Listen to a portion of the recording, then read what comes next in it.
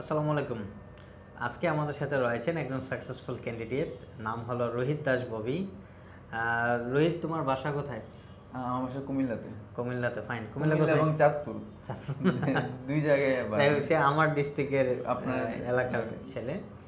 এখন আমরা আগেই বলে রাখি, সে সেকেন্ড টাইম ভিসা পেয়েছে এবং প্রথমবার উনি হানি ইউনিভার্সিটিতে অ্যাপ্লিকেশন করেন, অ্যাডমিশন আসেনি, বাট পরবর্তীতে অ্যাডমিশন পেয়েছে দংই ইউনিভার্সিটিতে।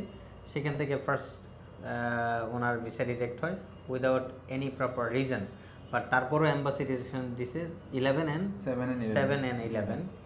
7 হলো যেটা পারপাস অফ এন্ট্রি অ্যান্ড 11 হলো আদার্স দিয়ে রাখে। তো উনি এখন যাচ্ছে ওসং ইউনিভার্সিটি, রাইট? তোমার একাডেমিক রেজাল্টটা একটু বলো।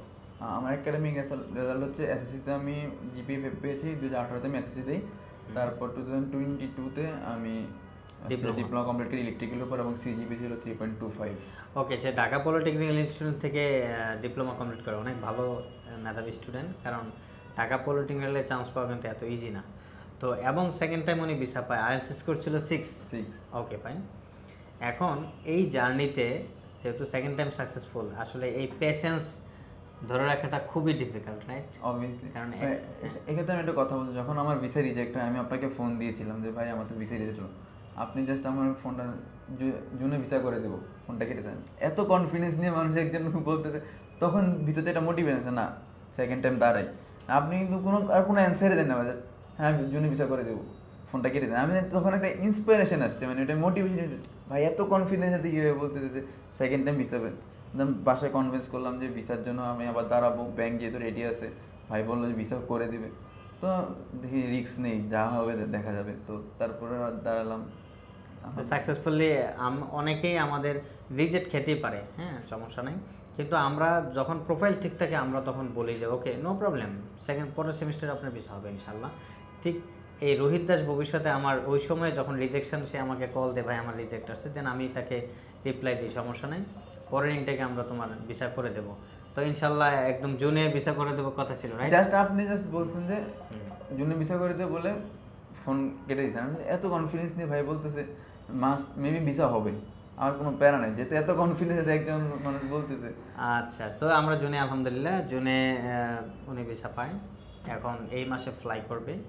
তো এখন এই রোহিত দাস ববির কাছে আমার একটা প্রশ্ন, এই দুইবার অ্যাপ্লিকেশনে অ্যাম্পল কি তোমার কাছ থেকে ফার্স্ট এন্ড সেকেন্ড টাইম কোনো ধরনের পেমেন্ট বিফোর ভিসা নিয়েছে কি? না না না, এটা আসলে সত্যি, এটা একদম আসলে কোনো আপনারা পেমেন্ট জানি, মানে ফ্যামিলির মতো ছিলাম, ফ্যামিলিতে কাছে কোনো টাকা পয়সার ব্যাপারে আমি যখন বলছিলাম যে ভাই, আমি আপনাকে বলছিলাম যে ভাই কোন স্টাম্পে আপনারা অন্যান্য এজেন্সি স্টাম্প করে নেয়, স্টাম্পে আপনি বলছেন বিশ্বাস যেদিকে আছে সেখানে স্টাম্প দিয়ে কী করবো।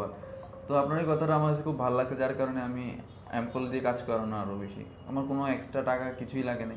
এমন অন্য এজেন্সিতে কথা বলছিলাম, ওরা বলছে যে ওদেরকে পেপারে কিছু পলিসি আছে, আসলে এক এক এজেন্সির এক এক রকম বিষয়, এবং আমাদের ক্ষেত্রে কোনো ফাইল ওপেনিং ফি নেই, কোনো কিছু নেই, এবং কোনো এগ্রিমেন্ট, এটা আসলে ডিপেন্ডস করে। আপনি যদি বিশ্বস্ততার সহিত আপনি আমাদের সাথে কাজ করেন, অবশ্যই আমরা স্টাম্পকে বেশি কেয়ার করি না। তো এখন আলহামদুলিল্লাহ এই রোহিত দাস ববি যাচ্ছে সাউথ কোরিয়াতে, তার ড্রিম কান্ট্রিতে। তো রোহিত দাস অবশ্যই আমাদেরকে বিফোর ভিসা আমার মনে হয় না কোনো টাকা দিছো, আফটার ভিসা সার্ভিস ফি পে করছে এবং সে টিকেটও কেটে দিয়েছে, শুধু আমি অ্যাপ্লিকেশন ফি যেগুলো ছিল সেগুলো। তো ফাইনালি তুমি অ্যাম্পল সম্পর্কে নতুনদের জন্য কি ধরনের সাজেশন দিবা? অ্যাম্পলের জন্য একমাত্র যে অ্যাম্পল হচ্ছে খুবই ফ্যামিলির মতো। আমি এখানে এসে আমার ফাইল প্রেজেন্টেশন আমি গল্প করতেছি, সবার সাথে আড্ডা দিতে দিতে ফাইল রেডি করছি, মানে খুবই মানে একটা ফ্যামিলির মতো লাগছে। আমার অন্যান্য হিসাবে সিরিয়াস ভাব থাকে, ওই এখানে জিনিসটা নেই, সবাই হাসি খুশি থাকে, এই কফি খাচ্ছি, এই আড্ডা দিচ্ছি। তো যাই হোক, আমরা এভাবে আসলে খুব ফ্রেন্ডলি কাজ করি। তো যারা আপনারা 2025 সালের মার্চ থেকে অ্যাপ্লিকেশন করবেন, এখন থেকে ফ্রি কাউন্সেলিং চলতেছে এবং আমরা ফাইল অ্যাকসেপ্ট করতেছি। আরেকটা জিনিস বলতে চাচ্ছি, আপনাদের খুবই মানে সার্ভিস যে রিপ্লেটা আমি যখনই আপনাকে ফোন দিয়েছি, যতবার ফোন আপনি কখনো বিরক্ত হননি। এই জিনিসটা আমি ভালো একটা ফিডব্যাক পেয়েছি আপনাদের থেকে, যে যাকে ফোন দিয়েছি সাথে সাথে রেসপন্স পেয়েছি, কোনো প্রবলেম ফেস করেছে, এই জিনিসটা খুবই মানে অ্যাম্পলের আমার ভালো লাগছে। তো আসলে আমরা চেষ্টা করি, আমাদের যারা সবাই আছেন অ্যাম্পল টিম সবাই চেষ্টা করে সবাইকে সার্ভিস দেওয়ার জন্য। তো যারা আপনারা আগামী ইনটেক অ্যাপ্লিকেশন করবেন ব্যাচেলর অথবা মাস্টার্সে, আপনারা অ্যাম্পলের সাথে যোগাযোগ করতে পারেন। প্রত্যেকটা ডকুমেন্টস, আপনার একাডেমিক রেজাল্ট, আইএলটিএস স্কোর এবং অন্যান্য বিষয়গুলো দেখে আমরা ফাইল নেব। যদি ফাইল পারফেক্ট থাকে এবং ভিসা হওয়ার পসিবিলিটি থাকে তাহলে আমরা ফাইল নেব, আদারওয়াইজ আমরা কোনো ফাইল নিই না, বিকজ আমাদের কোনো ফাইল ওপেনিং ফি নেই।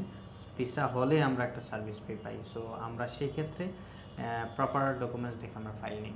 তো যদি কেউ ইন্টারেস্টেড থাকেন সাউথ কোরিয়া যাওয়ার জন্য এবং রোহিত দাস ববির মতো এরকম একটা কেরিয়ার বিল্ড আপ করতে চান, প্লাস ড্রিম কান্ট্রিতে যেতে চান, অবশ্যই আমাকে যোগাযোগ করবেন। তো আজকে এই পর্যন্তই, ভালো থাকবেন এবং রোহিত দাসের জন্য সবাই দোয়া করবেন। আসসালামু আলাইকুম।